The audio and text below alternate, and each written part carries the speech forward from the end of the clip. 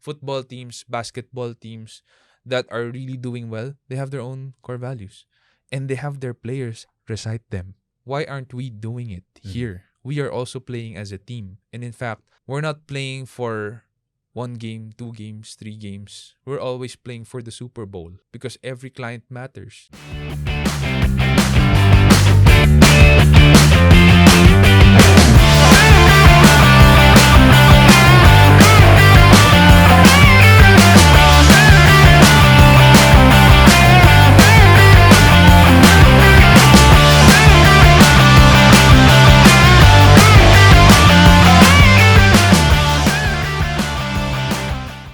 Well, earlier you mentioned as well that you're the guy who closes the deal.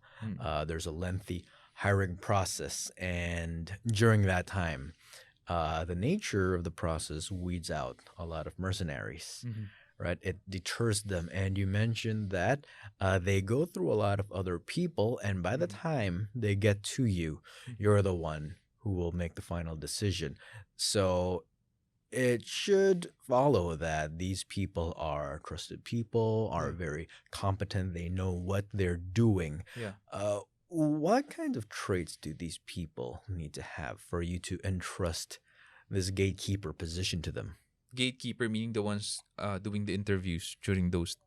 Yeah. All right. So the first one is our HR. We have two human resource people here doing all of the hiring work, all of the legal work in terms of application. And they do a 30-minute drive-by interview. And that's just getting to know who the applicant is. And then they say, okay, you can go home. Because if we need to talk with them again for the second interview, we have a lot of reason to talk with them again, right? But if not, then we tell them that you just go home and they're not going to hear from us again. So they weed out a lot of people already. And that's their job. They're the HR people. The second one is the tests, the exams, the DISC test and the culture test. Are they going to be a good fit for our culture? And I look at the results of these exams, and all of the people on step 3, 4, and 5 look at these exams results because it already tells us if they're the right fit for that role and if they're going to fit in with our culture. Third step is the exam for the position they're applying for. So it's here where we test if they're competent. A lot of people fail. Some who do pass go to the team leader interview. That's because they're going to be working with this guy or this lady for a long time. And I want that person to know, can you work with this applicant? Because this applicant is good for this position so far and competent. Can you work with this person? If the team leader says, okay, then the next one is my wife. She's a LaSalle psychology graduate as well. So she has feelings, gut feels about people. And what I found out is when I don't listen to her gut feel, it costs me somewhere in the hundreds of thousands of pesos in mistakes in reopening the hiring process. So I listen to her gut feel and I tell her, if the applicant is not good with you, you don't need to bring the applicant up to me. That's the general rule. And has she weeded out some applicants? Yes, she has. There were some applicants na sa kanya lang hindi pumasa. And she didn't bring it up to me anymore. And I trust her 100%. She's your wife. You have to trust She's her. my wife. This is recorded. All right. No, I'm just kidding. Well, tell me more about the culture that you've built here. I'm an outsider, so I don't know what it's like, what the culture is like, what the values are here. Culture is the product of the DNA of the founder. When I was starting out SEO Hacker, I started out as a freelancer. And SEO Hacker is the company name because it's the blog name. I didn't intend for it to be a 55-man team or an 80-man team, this year. It's just a blog. I bought the domain name, named it SEO Hacker, and started writing everything I was learning about SEO. And when I was getting projects already, I had to do everything by myself. All of the writing, all of the editing, shooting, images, all of the link building, everything, the development, the direction of the design of the website. So that took a lot of grit for me to push through with it and still get more clients and then hire people and look for an office. And I had to respect what I'm doing by respecting my time and efforts. When I respected my time and efforts enough, I finished everything ahead of time and I'm able to experiment. So I would work long hours, 16-hour days, 7 days a week sometimes. I would work very long hours. I would experiment after I finished my legwork, after meeting, talking with the clients. And I would always push myself to learn new things, challenge myself. And whenever I would speak with the client, I made sure that I was crystal clear with what I say. And when my first people came along, I wanted a dream team. I wanted us to be all united, have one vision, one direction. All of these things culminated into our core values. And that is the direction of our culture. You have to understand we're a very young team. I'm 31, everyone's younger than me. I think our median age is 23 or 24. And it's a very young team. Fun is inevitable. It's not the core value. It's not even part of the culture. At least intentionally, it wasn't intentional, but accidentally, it's inevitable. It's a young team. It's a fun team. We're very dynamic. We like moving things. We don't like getting bored. That's the way of our world today. Distraction abounds. And the core values was set in stone to direct this group of young cowboys and cowgirls just shooting the wild, wild west. So some of our core values are grit, respect for work, challenger, clarity, unity, and am I missing something? Experimentation. We deprecated some, like integrity beyond technology and empathy, because we realized those are not core values. Everyone has to have integrity to work here. Everyone who doesn't have integrity, they really shouldn't be here. So it's not a core value, it's a necessity. Beyond technology is all about hard work. People who don't like to work hard, they shouldn't be here. Empathy was not being used correctly. They were empathizing with people who were not doing the right things. Not just our client, or not really the client, not really the management, but sometimes they would empathize with rascals. So we deprecated that core value. This culture that we're able to build here was a product of me realizing all of these things out of my DNA and then writing it out. And how we live it is per one core value, we have a short excerpt that we have to memorize and recite every lunch break. And so it gets instilled in the mind. And there were some people who would tell me, but Sean, why do we need to do this? Are we still in school? Why are you treating us this way like we're students? And I tell them, are the core values good? Do you like them? Yes.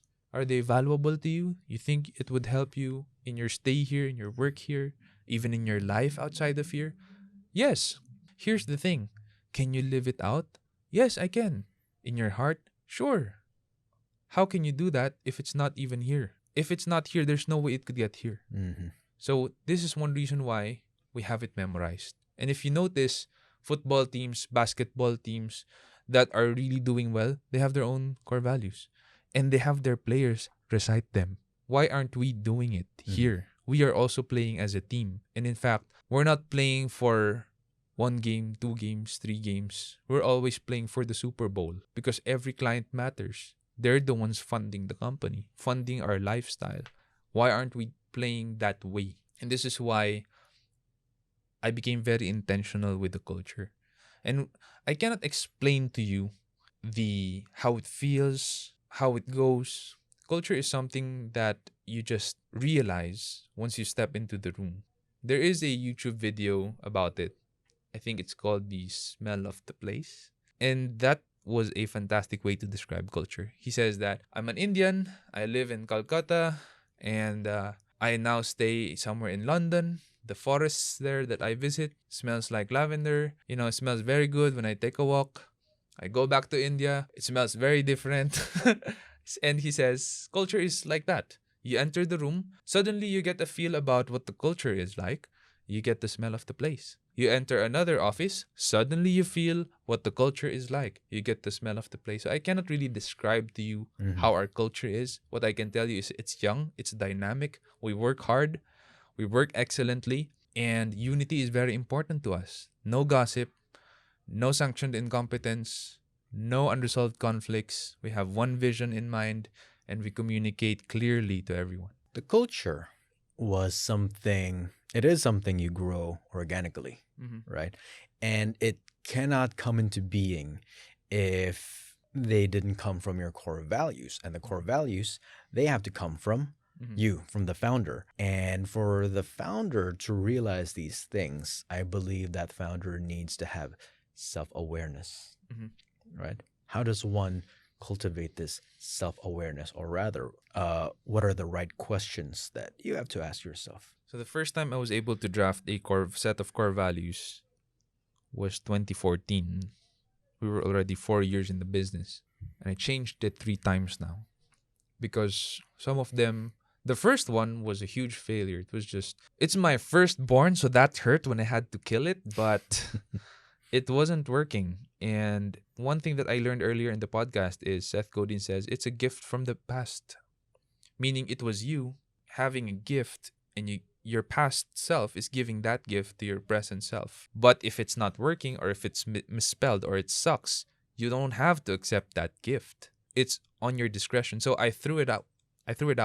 It wasn't working. The team was not practicing it. It didn't make sense. It sounded nice. It sounded really nice, but it was useless. So I threw it out, and then I had to think a long time about what the next set of core values would be.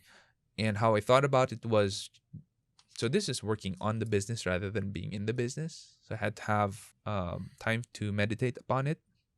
And he said, what's most important to have? Jim Collins, in his book, Built to Last, says that you can only really have 6. If you have 7 or more, people will not remember it. People will not practice it. So I thought to myself, okay, what are 6 most important things to have in the team? And so integrity beyond technology and empathy was there at the get-go because I thought these are important things. And in fact, they are very important, so much so that if someone doesn't have it, they shouldn't be here. So it was a necessity, and that's why we set it aside already. We put in core values that not everyone would have at the get-go, and it wouldn't be of monumental importance. We call them aspirational values. So there are different kinds of values. There's aspirational, there's accidental, and then there's permission to play. Integrity is permission to play value. If you don't have it, you shouldn't be here. You shouldn't be playing. Hard work is permission to play. And we renamed hard work with Beyond Technology. The idea is we're in a world of technology, but everyone has access to the same technology. It doesn't give you an edge. What gives you an edge now is hard work if you work hard. So that's the core value that we said. Oh, it's a permission to play because if people don't want to work hard, they shouldn't be playing here. So we set it aside. We put more aspirational values in on top of the core. So what's core is respect for work and grit.